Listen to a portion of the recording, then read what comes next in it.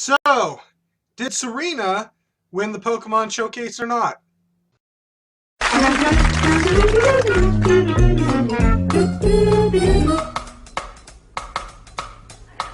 Pokemon! Pokemon!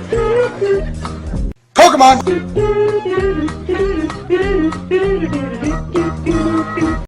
Pokemon! Hello everyone, I'm Dustin Benzel and welcome to another Pokemon XY anime discussion. Granted, there is a little X, Y, and Z information in this video, but we're going to focus primarily the end of the series, basically. So, the X and Y series before we jump into the X, Y, and Z series. So let's just jump right into this particular mini review. I have notes. Definitely a lot more I can say about this episode than the previous episode. And just to say, I did find this episode, this Pokemon Showcase, much more enjoyable than the previous episode. So let's get right into these notes. Note number 1. Eevee still doesn't like Chespin. When everyone was getting ready to do the Pokemon Showcases, everyone was getting all excited. Chespin jumps out. I think Clement tries to grab Chespin, but it doesn't quite work, and then Eevee still runs and hides from Chespin, and then, of course, Chespin gets a little upset. Anyway, we move on to the theme performance, which is the Pokemon quiz. Nini shows up and everyone says hello, and Smoochum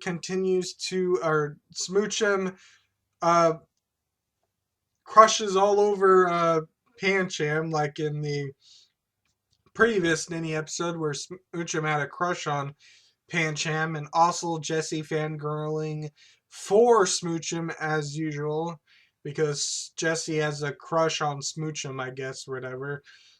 Kind of weird when you think about it, since she's never had a Smoochum before, but anytime a Smoochum pops up, there's hearts in her eyes, or she blushes or something. So that's kind of weird. Anyway, we move on to the theme performance with, of course, Nini, Serena. I was going to say Nini again, but I'm like, wait, no, I just said Nini. So Serena, Nini, and some girl with glasses and long golden braids, basically, with her soul rock. So anyway, and Nini uses her Farfetch. So anyway, Farfetch beats Pancham, but Nini guesses the question wrong. And of course, you'll see a hilarious Farfetched reaction to Nini getting wrong. Farfetch's reaction is like, oh, oh, I did all that work and you get it wrong. Why would you think that was right? What she got wrong was what Eevee's fairy type evolution is, and of course, she guessed Espeon, which is the psychic type evolution. So yes, it was hilarious to see Farfetch's reactions. As a result of this, Serena manages to beat the theme performance because she was able to take that win and get one more extra point, which resulted in her winning. If Nini, however, had gotten it, she might have likely won the whole thing, basically. So anyway, just to note how the quiz works, how the performance works and theme performance, a question is posed to the trainers, and their Pokemon go and get like what I would call chance items. Like, have you ever been in like a campfire, or even like some sort of talking exercise where you would like pass a stick around, and whoever had the stick would talk and everyone had to basically be quiet? It's kind of like that, in that this particular item, whether it's a ball or a baton, what happens is when you cross the finish line, it gives the trainer the chance to answer the question that was posed earlier. So if you get the chance item first and you pass the finish line first, obviously, your trainer, the trainer of the Pokemon, gets to answer the question first. If they get it wrong, then it's in order, basically, from the second person and then the next person. So basically, Pancham got the chance item first, but tripped and had to get it, but Farfetch'd passed it. Nini hilariously got the question wrong, and Serena was able to take the steal, and that's why she won the performance. So anyway, we move on. Nini, of course, says goodbye to everyone, and of course, on the TV screen, we see Shauna and Jesse moving on to the free performance, and of course, Shauna goes first with Flip Baby and Ivy Zor, I think. Yeah, Ivy Zor grabs Serena, or Shauna, I should say, not Serena. Yeah, Ivy Zor belongs to Serena now, apparently. Now, anyway, Ivy Zor picks up Shauna and guides her through Flababy's like fairy wind or whatever move Flababy was using. So of course that was Shauna's performance. Then it works on to the next one with his Jesse. Jesse of course uses Gurgeist and Jester looking Meowth. Uh, Gurgeist uses what I assume is speed bomb, seed bomb, and what it does is it hits the ground, goes up, and explodes into fireworks. Unfortunately, however, Eevee is startled by the large noises and freaks out. Because Eevee runs away, Bunnelby is also freaking out, like calling out Eevee and then freaking out in general, getting everyone's attention. So everyone tries to find Eevee. So anyway, then Serena gets involved because I guess she was close by to where Eevee was running around, at least backstage where the performers are. She must have heard some kind of commotion and she came and checked out. And Serena was willing to sacrifice her chance to get the Princess Key just to look for Eevee and to make sure that Eevee was okay. Which, of course, led to a very touching and emotional Eevee and Serena moment, and begrudgingly I had the whole and I liked it. It was adorable and touching, but it was very sweet. Basically, of course, Eevee having a cute voice also enhanced it. But yeah, begrudgingly I did like it. But yeah, begrudgingly. Anyway, so they apparently do they find Eevee, everything's fine. Serena does her showcase, which is actually very similar to her Dendemil town performance, the one where she won her first Princess Key. But the only difference is I think there was a little bit more to it in this performance than Dendemil. And of course, Eevee was all excited. And of course, who won the Pokemon Showcase? Serena. Serena has won her second Princess Key, and her second Princess Key has a mustache on it. Yep. I also heard at this particular point, Shauna also has a second Princess Key or whatever. Jessie apparently has nothing. I don't know what Nini has. But I guess we'll have to see in the next Pokemon Showcase. I'm assuming if Shauna, Nini, and Miet aren't going to be in the next Pokemon Showcase, I have a feeling that Jessie might win the next Pokemon Showcase while Eevee messes up and freaks out during the next Pokemon Showcase. But it's all a matter of whenever the Pokemon Showcase is. It's probably going to take place in the town between Anistar and Snowbell. I can't remember what it's called. I want to say Veracitas, but I don't think that's it. Let's see. It, I think it's like Lucanosa City or Lucanosa Town or something like that. If my internet would work in this position, please work. Well, I'll put a text of what I'm talking about, but the town between Anistar and Snowbell, and I think you can get the move tutor there or the move relearner, so you can relearn your Pokemon's moves if you forget or whatever. Oh, here we go. Maybe we'll actually get something here. Coralway Town? Coryway Town? Is that the place? I thought it started with an L. Okay, so it's Curryway Town, and apparently I'm wrong. That must have been Denny Mill. town that or whatever. So I assume the next Pokemon Showcase is probably going to be in Curryway along the way to Snowbell City, basically, for Ash's potential next gym battle. So yeah, that's what I expect. So anyway, that pretty much is that for that particular part. So anyway, moving on, everyone but Jessie is pretty much thrilled that Serena got her second Princess Key. Even Shauna was uh, thrilled in some fashion or another. But unfortunately, Shauna and Tierno could not stay with Ash and company because something's wrong with Trevor. Something happened with Trevor. I think what happened was Trevor got arrested for photographing something that wasn't Pokemon related. No, I'm just kidding. I don't know if it was ever said what was wrong with Trevor, but apparently they had to go and help out Trevor.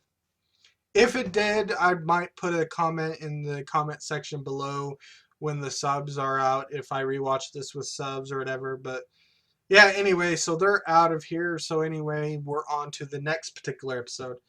Now, the next episode is a little bit disappointing, but at the same time, it doesn't really matter that it could be a little disappointing because there is one ending scene in the next episode that makes me have a theory that has a theory here. And of course, but let's jump right into the actual episode. Now, the summary basically, I don't have it written here, but I think it's pretty much the same thing.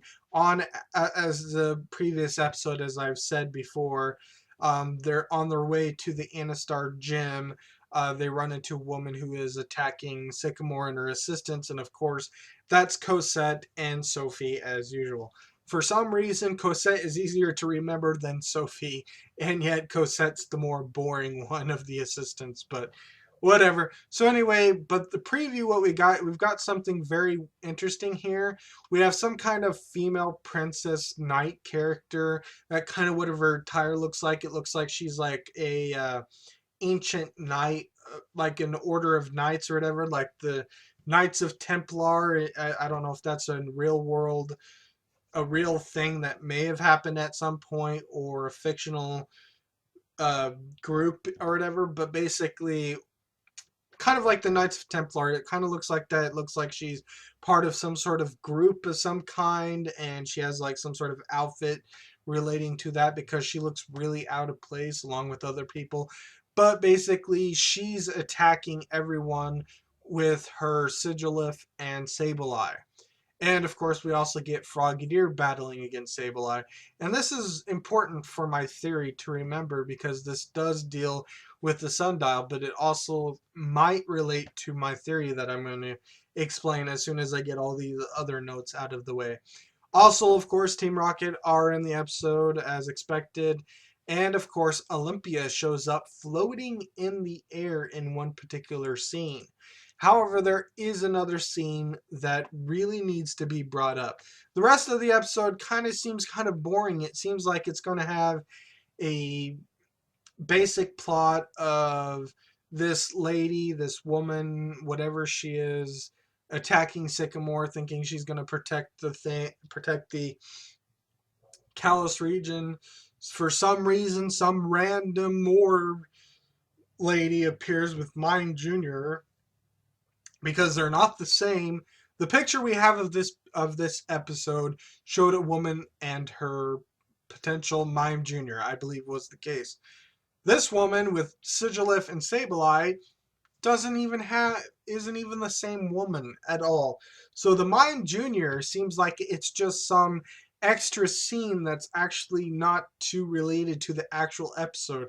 Kind of like, a pan shot of Anistar Gym, and then we just see a woman being happy with Mime Jr. That's what it looks like so far.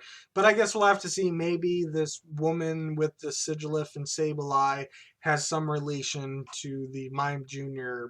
lady that there was an image of. Anyway, we go into not the sponsored scenes of the next episode with that I think had breaks in it, but the last scene in TV Tokyo's preview of the actual episode is we get what appears to be the beginning gym battle between Ash and Olympia, because we have Olympia floating over a battlefield with Meowstick, and I'll try to get this shot that has everything in it. And what we see is that they're clearly in the gym itself, because it has that nice golden like ring around it or whatever, and then the roof is the starry night that we see in the gym battle. So it seems like they're in the gym battle, and there, of course, there's a battlefield. But what's interesting, and at first I had another theory of why this was the case, but then it just clicked with me. This theory, it's not confirmed or anything, but basically I want to get into this. So anyway, so Olympia is floating over the battlefield with her two Meowstick, and she looks down, and of course we see Ash, Sycamore, Cassette, Sophie, Clement, Serena, Bonnie, and Frogadier. So apparently Frogadier was out. So then the scene with Ash calling out a Pokemon is apparently Talonflame for whatever reason. Remember how I initially thought it was Frogadier?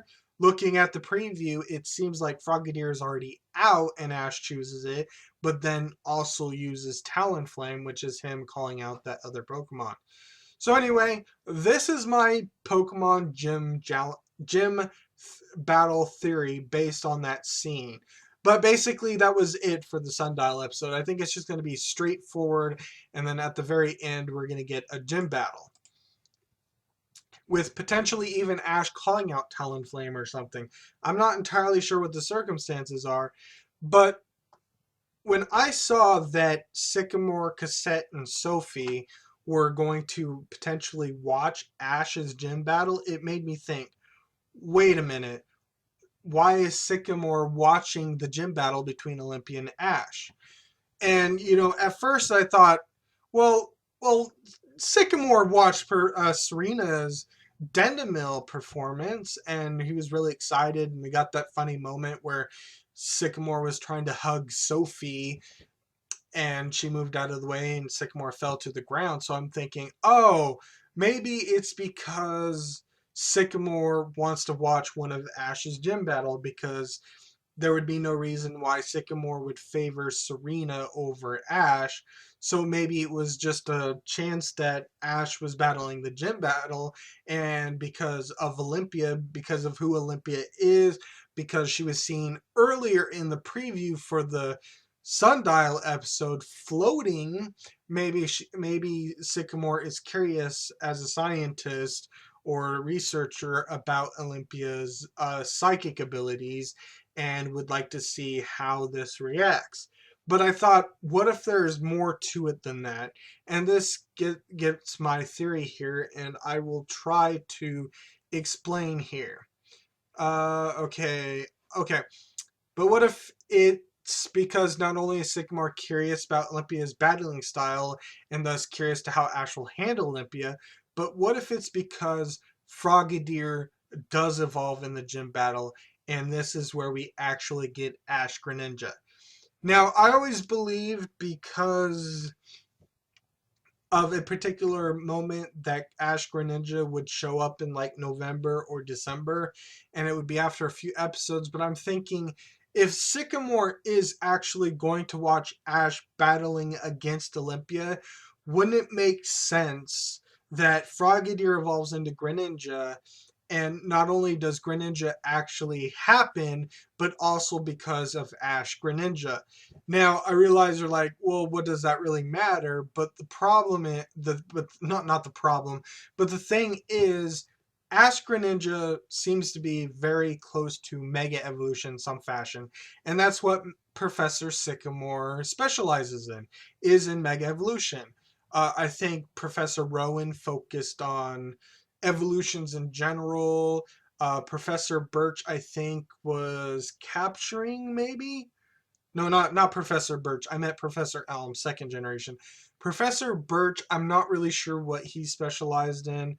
I think Elm was like capturing the Pokemon, methods of capture and happiness, and how it relates to Pokemon, I believe. I think that was Professor Elm.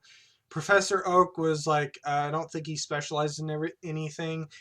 Um, I don't know what Professor Juniper focused on or specialized. I think she specialized in mythology, I think. I guess. I'm not really sure. Professor Birch, I'm not sure. But Professor Sycamore specialized is in Mega Evolution because he's the Kalos professor, and that's where Mega Evolution started, was of course in the Kalos region. So I'm assuming that this might be Sycamore being interested as his field is Mega Evolution, and I'm sure someone will be like, "Did Greninja just Mega Evolve?" And then Sycamore will of course say, "Well, that's weird. Ash doesn't have a Keystone, and as far as we know, Greninja doesn't have a Mega Evolution or a Greninjite, or whatever the uh, Greninja's Megastone would be called." So I'm thinking that it is especially related to Mega Evolution, like a special Mega Evolution or something happening without a Keystone. Because the one thing about Ash Greninja is that it said that Greninja turns into Ash Greninja because the bond has been raised to the limit between Ash and Greninja. And of course, this relates to Mega Evolution because you have to have a great bond to Mega Evolve your Pokemon. So it seems like they're connected. But also, not that, if we go back to the scene with Frogadier battling against Sableye next to the sundial, and since I'm sure Ash will probably have Frogadier beat Sableye, or at least do very well, it seems likely the sundial might affect Frogadier. There may be a moment where Frogadier gets hit into the sundial potentially. Ash calls out Frogadier, and maybe Frogadier like glows for a second or flashes for a second, but then everything's fine and it continues battling, but we don't see the effects until the very next episode in the gym battle. So, and I think this is all connected because the sundial is heavily related to Mega Evolution, and of course that's the whole point of Lysander and Alon. Zygarde is going to be a thing as well in regards to the main series, and I'm sure Alon and Lysander are heading to Anistar in relation to Mega Evolution because they have the whatever it is, the stone. I can't remember what the English name for what. I don't remember what the English name for that particular large mega stone or whatever it was called. In fact, I think the Japanese had a better name for it than the English dub for it. Or so I've heard. It's like they basically called it a rock, basically in English, I think. But it was like something more. It was like, I think it was a geolith. I think that's what the Japanese called it, but then they just called it like a giant boulder in the English dub. I'm not really sure what it was or whatever that Lysander got in the end of Mega Evolution Act 3. So I think it's all connected, and it seems like everything is falling in place. It would make sense that would explain why Frogadier was used to battle against Sableye instead of another Pokemon like, say, Hawlucha. Granted, Hawlucha's only effective move against Sableye is X Scissor, or Pikachu. Pikachu only battled against Sigilif in the preview, and why Ash wouldn't be using Noibat is because there's something going on with the particular sundial. So I really think that's why everything seems to be fitting. Why the very next episode is the explosive. What was it again? Uh, Underneath the. Sorry, man. It would explain why the next episode is relating to Zygarde and everything, because everything might be happening in, of course, Anistar City. So that would explain why Sycamore is getting involved, because not only because of the sundial, but because of Ash Greninja and everything relating to it. And Sycamore, of course, would want to ask questions in regards to Ash Greninja and would want to hypothesize how Ash Greninja came into existence if it was some kind of mega evolution, but without a keystone and everything. So I think this is all going to happen really soon. And then, of course, we're going to get the Power of Z Zygarde episode, What Lurks Beneath, for the first X, Y, and Z, where we'll get an opening and hopefully spoilers and stuff. But not only that, of course, there is one thing that I have to mention in regards to X, Y, and Z is we have the second episode title revealed for us. So theory gone, theory passed. We're past the theory now. You can mull over it and stuff. Oh, finally the internet worked. The Explosive Birth of Z, that which lies hidden in Kalos, is the first episode, but we know the second episode. So anyway, the second episode title is Hot-Blooded Quilladin. Squishy is being targeted. Squishy being Puny-chan, the nickname for Zygarde Core. So anyway, the summary says, with the legendary Pokemon Squishy, Puny-chan, now part of their group, Ash and his friends continue their journey towards Snowbell Gym, which means that Ash did get his gym badge. As Serena is practicing for her Pokemon showcase during a break, a wild Quilladin suddenly appears before her. It appears this Quilladin has fallen in love with Eevee at first sight. What could this mean? Well, apparently the Chespin line has a serious affinity to Eevee for whatever reason. Serena's Eevee, but it's not. I'm not sure what this actually means. It says a wild Quilladin. Now there could be potential possibilities, so I'm just going to list some of the possibilities that could happen based on what we know. One, as strange as it seems, maybe Ash or Serena will end up capturing Quilladin, or some other character that happens to be traveling with Ash and company. But the preview that we saw of Puny-chan in Bonnie's bag seems to indicate that right now they're traveling alone, which means Sycamore probably left in the Power of Z episode or whatever, or left Ash and company alone in some fashion or another, or whatever the case was. So that would be that. Someone could capture it. It could be Marin's Quilladin potentially, because we don't know what's going on with Marin and her Chespin and whether it's going to evolve or not. It would depend entirely on if Quilladin Harrybog is listed for the Pokemon Evolution Act 4 VA list next week, I believe is when we'll be getting it.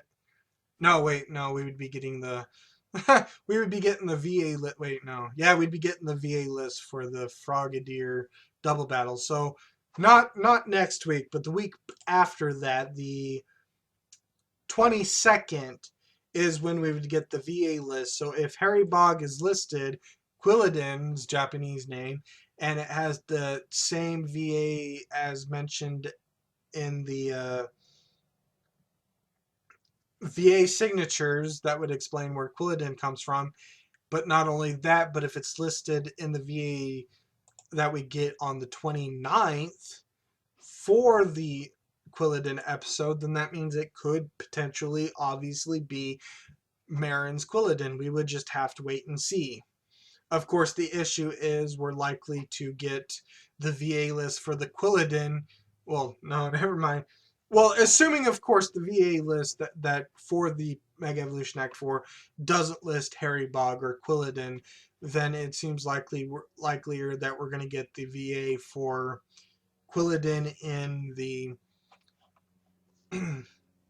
when the episode comes out, Mega Evolution Act 4, the day after. So it may not be entirely certain at the moment, but I will address it when the time comes, when we get around to it, when we get around to that particular moment.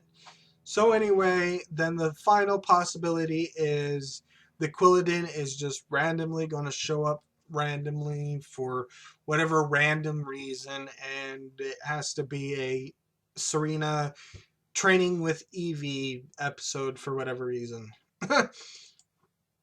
So, anyway, that's all I can say about that particular episode right now. There isn't a picture so far that I know of in regards to the Quilladin episode, but so far it just seems to be something completely random. What do you think the Quilladin means? What do you think of the theory? How did you think of the Pokemon Showcase? What do you think about anything I said in this particular video? Anyway, thank you for watching. I'm Dustin Benzel, and I will see you in my next video. Goodbye.